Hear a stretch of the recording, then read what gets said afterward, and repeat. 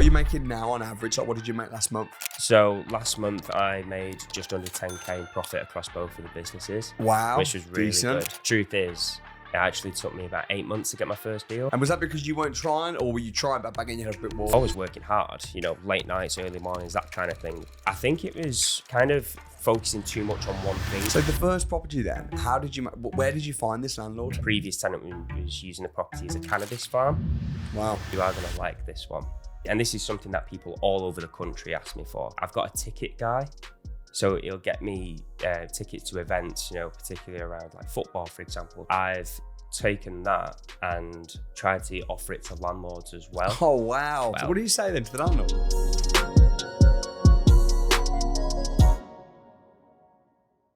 There's so many people that watch my videos from behind the screen, are watching all these videos around property and wealth creation and business and money, but actually they're doing nothing.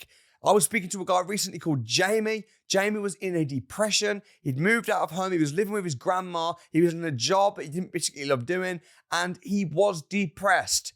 He came, he met me in person. He came to a crash course, and now he's making £6,000 to £10,000 per month in profit from his property business. And it's completely revolutionized his confidence, his social groups, his circumstances. And in this sit down with Jamie, he's gonna be talking about what transitioned and what changed in his brain and how he went from sitting behind a screen to actually being a participator and having his own successful property business. Study this interview and get the other side of the screen and start taking action and kicking ass in business and life, just like Jamie did. But before the video starts, please be sure to subscribe. What are you making now on average? Like, what did you make last month? So last month I made just under 10k in profit across both of the businesses. Wow, which was really decent. good. Where's that money coming from exactly then? What are you doing? So I've got two businesses. So my first business, which is what I initially started, was my rent to rent. So I will rent property from a landlord and then re-rent that back out to companies, put it on Airbnb, online travel agents, etc. And I will pay the landlord their money and make the difference. And are the landlords happy with you doing that? Landlords are more than happy for me to do that. Obviously, I'll go through and explain to them what it is that I'm actually doing, so it's fully transparent. But yeah, they're more than happy. So tell me, what were you doing before you got into property? So I am actually an antisocial behaviour officer for a housing association. So for anyone that doesn't know, it's basically investigate international organised crime gangs, domestic abuse. Sounds rough, bro. Yeah, threats of violence. It is, yeah. Was your life in danger? It can be, yeah, because you don't know. Compared to prisons and places like that, they know what type of person you're kind of walking into. Mm-hmm. Whereas with my particular role, you don't know what's going to happen. How many hours were you working? 36 hours. So you must have been paid pretty well because it's... Yeah, paid reasonably. What was your salary? 36k. Okay, so kind of decent salary. How long have you been in the property business now? So I've actually been on the academy as such. I've been in the industry. Started training in 2023, halfway through 2023. So then, just over a year ago. Yeah. But, I'd love to come in and say I was financially free, after a few weeks. But the truth is, it actually took me about 8 months to get my first deal.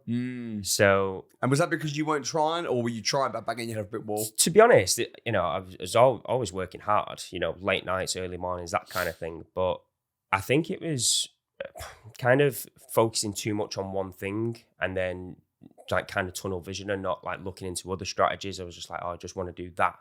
And without, okay, well, why don't you just have a look at something else as well if that's not working out right now? Right. So it's kind of like opening. It's also a bit like of a victim kind of mentality. Like, oh no, I've put some money into training. Like I should have immediate success, and maybe looking over other people's successes and like, oh, I'm not gonna get 10 grand, and putting myself down a little bit. So I think it was like a combination of a few different things, to be honest with you. So if I was a landlord and I've got a property, where's your patch? Manchester. Let's say I've got are you going for houses or apartments? Houses. Right. 2, 3 bed? What? 3 bed and above. Okay, cool. So let's say I've got a 3-bed house in Manchester. Whereabouts in Manchester? Salford. Great. 3-bed house in Salford. Typical rent, what are you talking about? What, 1,200 quid? It's a lot more now, actually. Is it? Yeah. What are you talking in Salford? The reason Salford is, and I don't know why, because that's exactly where I'm from, Salford. And right. For some reason, it's got the highest increase in rent compared to like any other area outside. So it's really of booming. London. Okay, so what are you talking for a 3-bed house in Salford? You're talking about 1,500. Okay, so I've got a house in Salford. I've bought it or I've inherited it. It's my property, and I just want to get an income from it. And I'm renting out for £1,500 a month. Super happy. Tenant moves out, put it back on the market, and I'm looking for another tenant. And then I get a call from you. Yeah. What are you saying? What's your proposition? So when I go to meet landlords, I get them on the phone, get a viewing arranged. So when I get to the property, I'm looking around and I take control of that viewing. So I don't give them the opportunity to start hammering loads of questions at me. I'll go there and I'll say, look, this is what I'm going to do. I'm going to walk around the property and then I'm going to take a video and then we're going to have a conversation about it. So I'm kind of being the leader in this kind of scenario. Sure.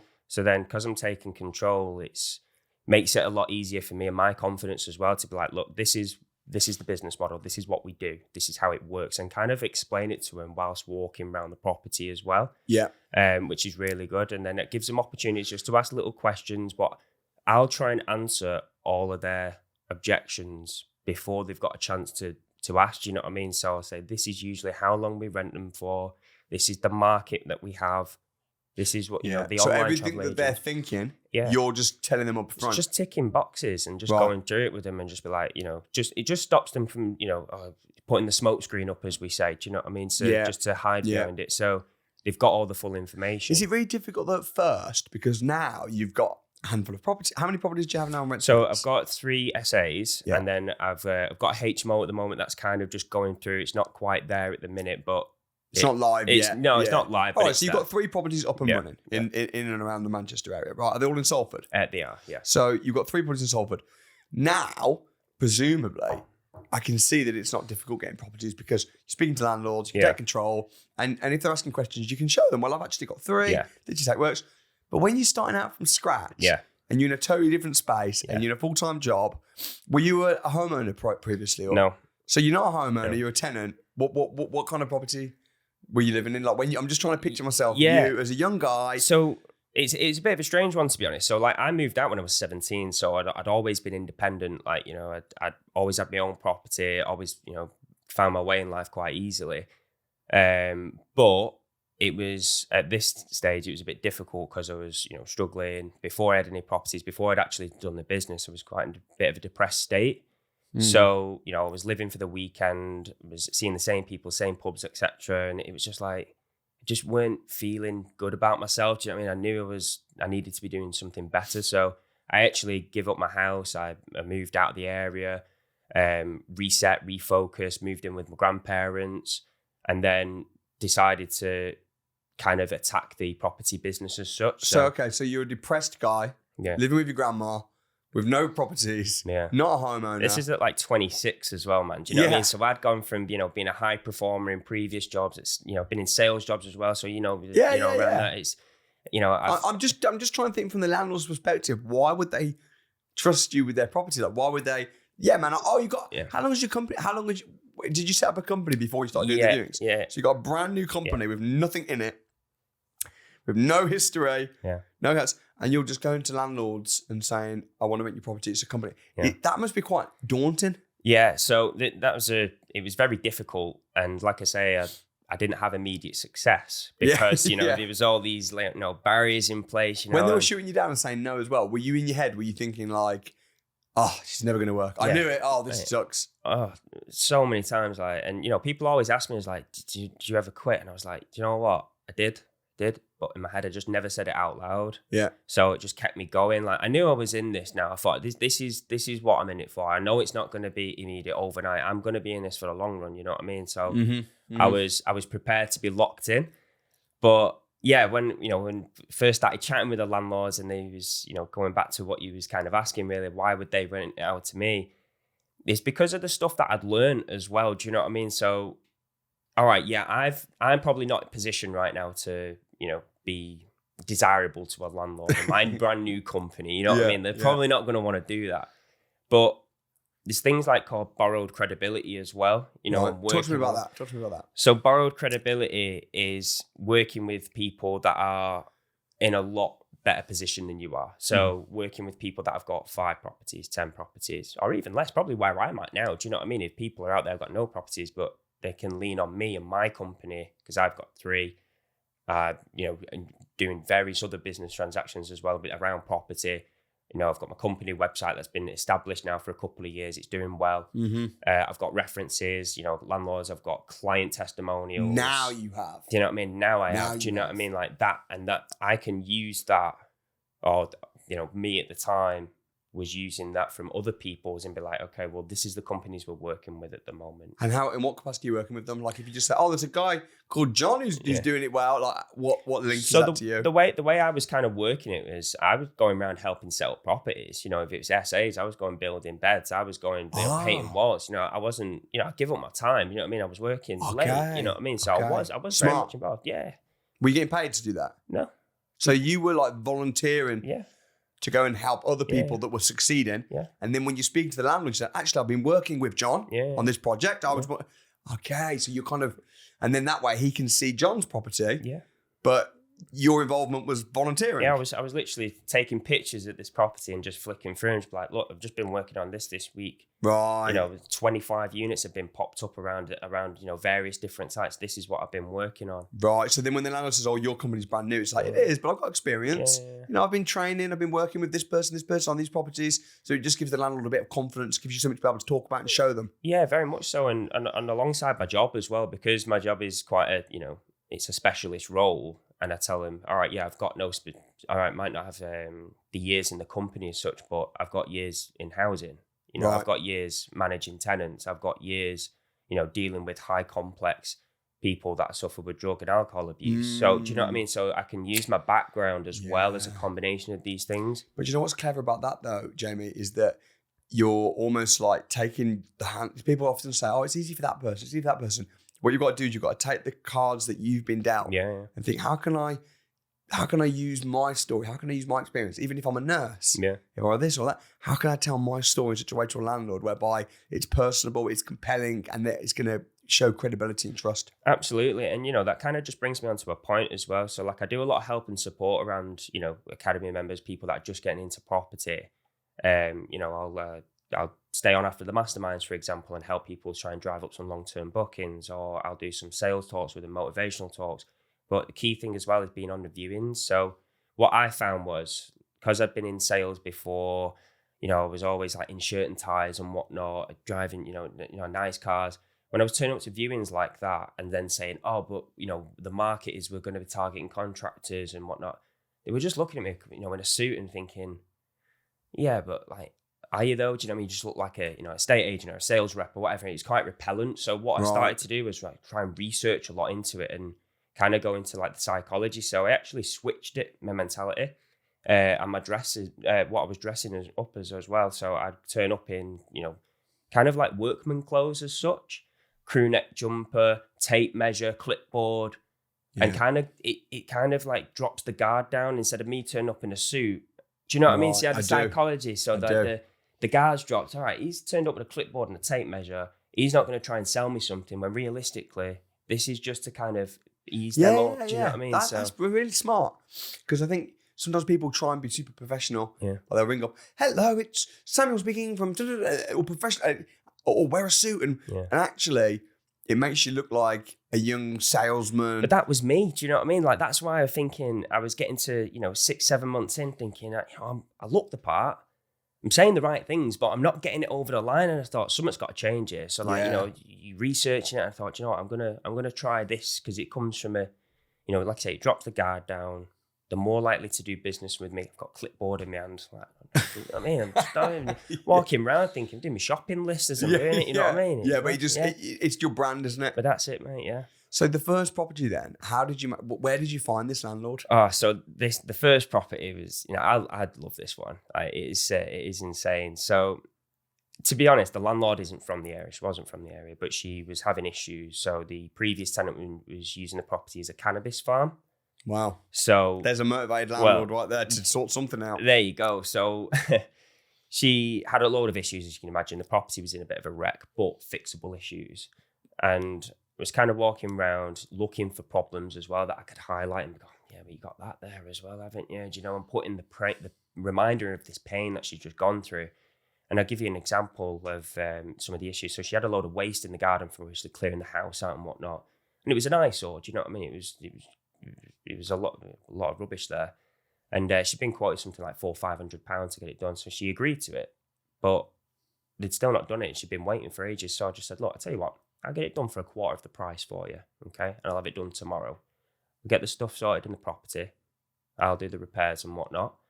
And then we'll run with exactly what we've said in terms of we'll rent the property out, and then we'll re-rent it on online travel agents, etc. She's like, right, okay, I got the keys the next day. It's because of my connections to the area as well. So that's what I was, kind of helps being from the area, because I grew up in Salford and that's where it was. So, it was tapping into what I could get sorted quickly. Yeah. Because I've got people that can go in and remove that. So, remove that waste. I've got people that go in and paint the property. I've got people that'll fit the carpets. Right. And it kind of brings me on to my point of being well connected as well. Yeah.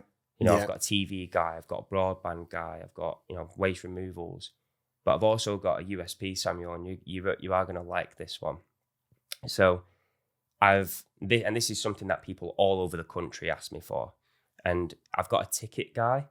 So he'll get me tickets to events, particularly around like football, for example. So Man City, Man United, Liverpool, Arsenal, Aston Villa. For the guests, really. But what I've done is I've taken that and tried to offer it to landlords as well. Oh, wow. So yeah, that's worked really well. So what do you say then to the landlord? So what the way that it's kind of worked is, so I'll give you an example. So we went to a property, went to do a viewing.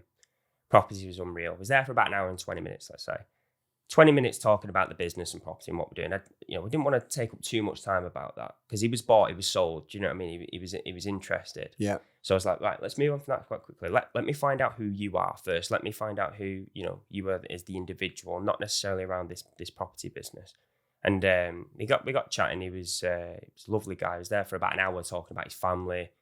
Inevitably, we got chatting about football. He's from Manchester himself, so he's going to be a red or a blue kind of thing. He was a red, I'm a blue, so it was a bit tongue-in-cheek. And we got talking. He's like, I've always wanted to take my grandson to a United match. He's never been before. And I knew I can get him tickets to that, like, no problem. And then I was like, right, okay, no worries. So I didn't say anything at the time. I left it, and then the next day, signed for the property. I sold it on to an investor with management. But then I rang the landlord up and said, I'm just sending you 2 tickets to United now to take your grandson. That's beautiful. So, the cost of the ticket, all right, yeah, I've sold a deal, I've just made $3,000. But the price of the ticket is like, it's nothing for that, because 1, he's a repeat customer. That's not why I'm doing it. But 2, like, I've just massively impacted his life and his grandson's life. Mm-hmm. They're going to be going home, they're going to be buzzing, they're going to be really happy. And it's thoughtful. It's very thoughtful. Took the time out to talk with him. Yeah. Nobody else is doing stuff like that. Yeah, granted, I've got connections, but yeah, it's been first property then, the cannabis farm. How much did it cost you to fix that up? So I put a little bit more than I wanted to, so about $9,000. It's a lot there. It is, yeah. Is that including the deposit and everything? Didn't pay a deposit. Oh, you didn't pay a deposit because you're doing it. So it's almost instead of. Did you get any grace? Yeah. How much grace? Yeah, I got 3 weeks grace period to get it sorted, but the repairs were done within 10 days. How do you stop the landlord after the repairs all being done and you spending thousands of pounds just going, actually, I want to rent it to somebody else? It's written in the contracts that we'd get it all sorted. And you're doing long leases? Yeah, 5 years. Yeah. Okay. Yeah, so you might spend a bit of money, but now you've got a 5-year. What kind of contract are you using then? So when you're getting a landlord to agree that you can take over their property, and then with the permission that you can rent it out on Airbnb, short-stay guests, contractors, what kind of contracts are you using? So there's a rent-to-rent contract that we use on the Academy, which obviously we go through, and it's simplified in terms of your company details, how long it is, and highlighted, so you can read through it and just simply put your details in. Yeah. Obviously, it's important to read through the entire thing and not just to implement it. But that's the contract. So it's not the same as a normal AST contract. It's specifically for rent-to-rent commercial leases. Yeah, and also it's quite. It's quite in favour of the landlord, these contracts, really, aren't they? They can be, yeah. In terms of if you don't pay rent, they can evict you. you're generally responsible for small repairs and Yeah. things like that. So it's quite attractive. Yeah, to oh, it. yeah, yeah, The very hardest much so. thing in the early days is getting the landlords just to give you the time of day and to sit down with you and respect and trust Yeah. what you're talking about. But actually, it's a good business model. Oh yeah, it's a great business model. I think it's you know, if you're looking at other businesses as well, it can be quite difficult to immediately start making profit. Do you know what I mean? Whereas I think the rent to rent model, Yeah. like, I mean, just on the back of that, then with that first property, you know, you say that $9,000 was a lot of money. Yeah, it was, but I didn't say like 2 weeks as soon as the repairs had done, I got a 6-month booking and pretty much pulled out most of the money that I'd invested. Really? So, you know, Jeez. bearing a couple of grand maybe. Do you know what I mean? So it was like, Yeah. What does it make a month now? That property. that property, 1.2K consistently, incredible. just on that one property. And that's alone. profit after all expenses. Yeah. It's that property is. So the thing is, it's because I target the long term bookings as well. So the big companies, contractors. I love working with contractors, man, because they just get it. They're so easy. They just want somewhere to put their head down at night. They just relate. Like, I can relate to him for some reason. I don't know why. They just get it. They're not ringing me up and saying, you know, why is the toilet roll not cut into a triangle? Do you know what I mean? Like they're just sound. Yeah. How do you find these contractors for these long-term bookings? So I market them first of all. So the way that I add my properties advertise, I'll put things in there that are going to attract them as well. So like USPs, so dartboards, PlayStations, pool tables, ping pong tables. So this is why the TVs. investment was a bit much up front, because you wanted to make it really. Mate, it's pops, you know. It stands out, you know. It's just when I take on units now, I'm walking around there thinking, right, what a contractor's going to like this type of property. What can I put in here to make it appealing to them? When you say contractors, who are you talking about exactly? What types of people? People in building trades that are working in, because my properties are so close to the city centre, and Manchester, as we all know, is booming. Yeah. For, you know, all the skyscrapers they're building, so there's so much business in that area. Who's in there at the moment? What in the property? Yeah. They're kind of fitting specialist contractors for fitting stair lifts. Right. So yeah, it's so not just all types of tradespeople, yeah. workmen. Yeah. How many people can you hold in the house? 6 comfortably with beds, but then if we're having the sofa bed, which is unbelievable as well, by the way, I get a specific one because it pulls out into like a double one. Oh, man, it's so comfy. Like, I've actually slept on it myself, and I was doing a property up. It's class. So 8 really. 7. Why would the contractors or the boss who owns the stair lift company, why would they put their workers in your property as opposed to a hotel? So if you're going to rent a room out in a hotel, it's going to cost you what, £80. Yeah. Like that. But then that's for, you know, maybe 1-2 people. Yeah. So then if they're going to be spending that times 6, it's just going to be ridiculous on a nightly rate. It's true. So whereas I'm offering my property, the whole house, and I'll price for profit as well. So I'll work out each month how much I realistically would like to make. Yeah. And then add my, you know, turnover on top of that, my bills on top of that, my expenses. So I know exactly, you know, where I'm at. Yeah. And then give that quote to the contractors. And I've actually done this quite recently before as well. I've given them a month quote because they told me that they'd looked in the Premier Inn, but it's just coming in a bit pricey. So I've basically given them a breakdown of the Premier Inn costs and a breakdown of my costs. Yeah. And seeing the difference, and it was ridiculous. So from their point of view, it's more economical. Oh, yeah. A lot of our contractors as well, they like being in the house because sometimes they might, you know, they want a kitchen, they want a lounge, they want to be able to get back after a long day. They might want somewhere to leave their tools. They can use the shed. It's more, it's like a home from home almost, as opposed to you're in a Premier Inn, and they'll sometimes stay for months. But that's the best type of guest, isn't it? When they're staying there consistently. I usually allocate one person to speak to in that property as well, and he takes charge of, you know, especially if there's a group of them. Do you know what I mean? Just so I'm not getting texts off loads of different contractors. Yeah. But yeah, I just find them easy to get. What happens though if you take a property on and you sign a 5-year lease and you're paying £1,500 a month for a property? You've spent thousands of pounds setting it up.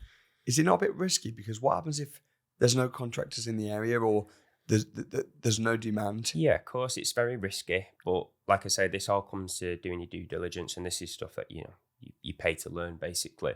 The way I kind of look at my properties and, I'm assuming that everybody else does this as well. I don't just look for contractors. Of course, they're my favorite. I only mention that is because they're my favorite type of guest. Mm-hmm. But where I kind of look for my property, if I'm taking on a new deal, I'm kind of doing like a circle and then another circle and see what overlaps, you know what I mean, in the middle. So that's where I want my property to be. So if I've got a hospital down here, I've got the city centre over here, I might have a motorway access there. And as long as I'm hitting all these different points, I'm going to be marketing to different avenues. So, hospital staff may want to stay because it's near a hospital. Yeah. I've got, the motorway access, obviously, for the contractors. The city centre obviously pulls in tourism. So it's hitting the different markets as well and not just relying on one particular guest. So you've got plan A, plan B, plan C, plan D. So it's going to... And you change your pictures as well. So, contractors are going to want to see the pool table. They want to see the PlayStations, the smart TVs, the coffee machines. That's what they're going to want to see. But, maybe your short-term guests are going to want to see, a comfy bed and, local things in the area and what more about the attractions and stuff like that. Tickets, you know what I mean? So they're going to want to see that. Stay for a month and we'll get you tickets to the game. That's it. Yeah, exactly. So, they're going to want to see stuff like that. So it's just marketing it right. So once you got your first property, was it the same landlord that gave you the other two, or did you? No. So I've got my others through agents. So was the first one landlord direct? Yeah. So is it easier to get deals if you're starting out from a landlord direct or from an agency? In my perspective, it's easier to get them from a landlord. Why is that? For the first one. I just think with agents, you just add in a gatekeeper in. I think there's just another stepping stone that you've got to go through with an agent. Yeah. Don't get me wrong, I've got nothing against agents. I just think for your first one, the agents are going to want it. They're going to vet the heck out of you. Yeah. And if you have not really got anything, if you've got no books, if you've got no experience, they're just gonna, because they've got to be sold themselves before they go and then sell it to the landlord. Yeah. Do you know what I mean? So you just got two people to sell to. Yeah, exactly. The landlord's got to be on board and the agent. And especially if you come from a background where you've not got any sales experience, you're not comfortable talking with people, you're not well connected. The last thing you want to be doing is trying to sell to two people. Do you know what I mean? When you can just speak to a landlord direct, build up some experience. Yeah. The advantage of having an agent on board is that they'll keep passing you deals. I bet you're getting that now, aren't you? Yeah, I'm getting that. I have loads of agents that just ring me up now and say, Jay, I've got something here for you. And even if you don't want it, you just sell it? Yeah. So I had an opportunity, which is unfortunately did fall through. And he gave me an opportunity down, I think it was like Enfield area. Now, this was completely out of my patch. It was like London. London, yeah. Yeah. And I was thinking, hey, what are you ringing me about this for? But I was thinking, I'm not going to say no first. I'm going to look at it. And it would have worked really well for a social housing deal. But it did eventually fall through. But that's just one example of how he brings up passing your properties. I've got another agent, High Street agent as well, who's contacted me about another property that they've got because he was so impressed of what I've done with the first one that I've done with them.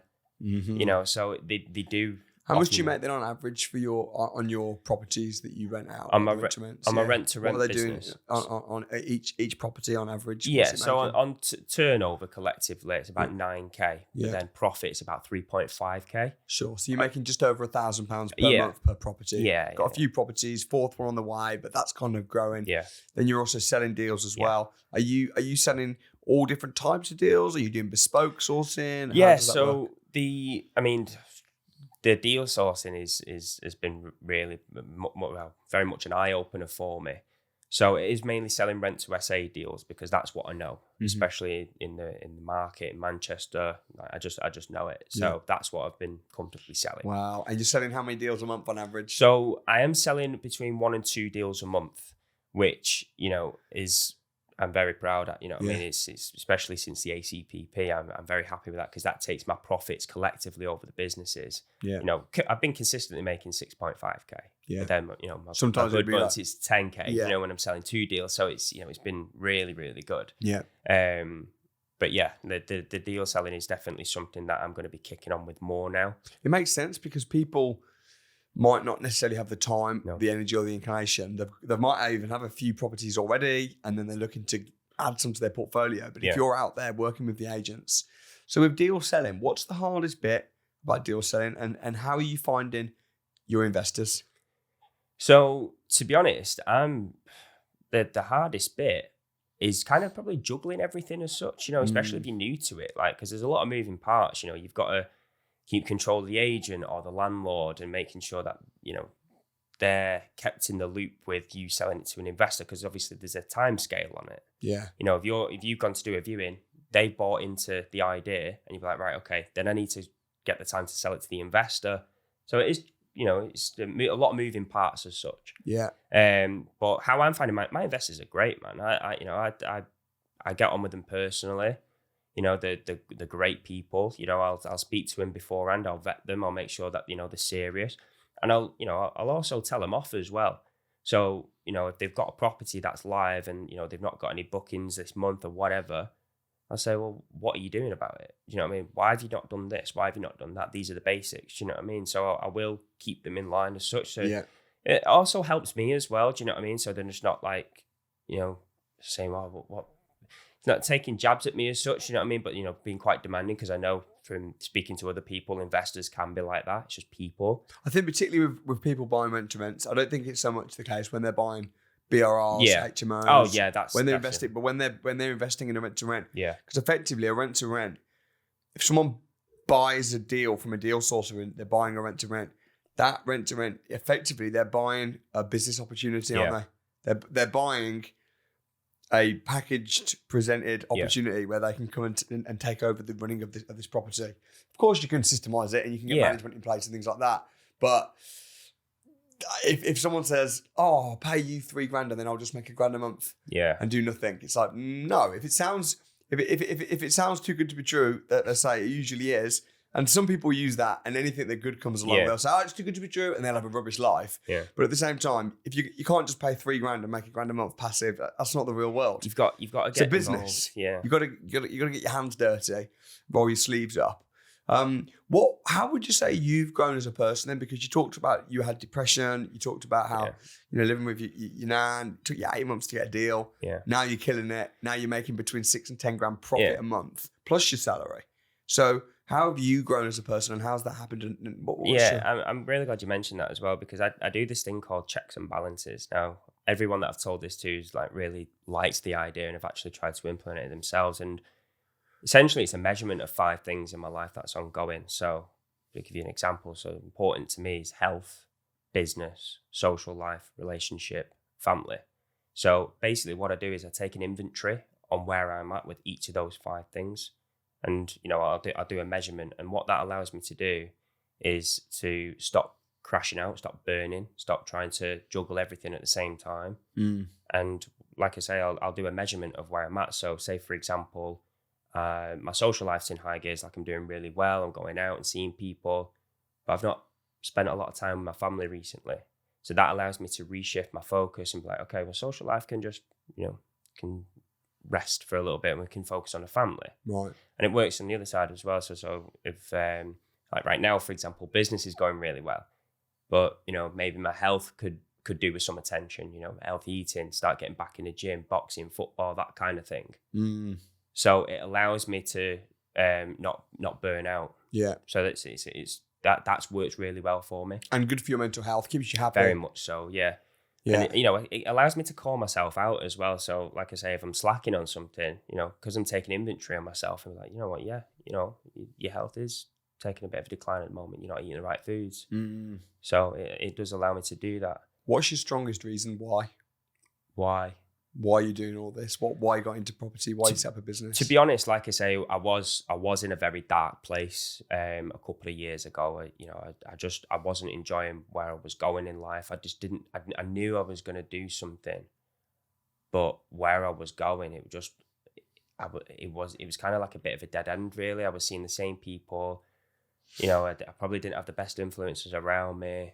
I always wanted to run a business. I always wanted to make money. I always liked the high roller life as such. You know what I mean? And I loved that image, but I wasn't going to get it, being on the council estates, you know what I mean? And, going to the same pubs and just like I said it before, living for the weekend, like it's not a lifestyle. Yeah. So has your social life changed and your surroundings? Yeah, very much so. Like everyone on my phone's a winner now. Like, I'm just going to lead on to this, like other influencers like Sam and Harrison, the Jersey Boys. Yeah. So it's only fair because they give me a shout out and they're winners on a Wednesday. Oh, there we go. From Manchester. So what we don't realise is everybody on Winners on a Wednesday, they're all like friends. Yeah. You know? So you see this, because they're all from the same place. They've all been to the crash course. They've all met. Mate, I don't. You must have been to so many crash courses now, bro. You must have been to about 20. The amount of crewing I do as well. Yeah, I've literally travelled the entire country with you. I've been doing Manchester, Leeds, Bradford, Birmingham, London. Just to stay in the environment. Mate, I love it though. You know, like I didn't go on holiday for a full year because I just used all my annual leave at work just so I could crew. Yeah. You know, it was insane. Just why do you do that? Because you obviously, you don't get paid. Yeah. You come down and you help out, volunteer.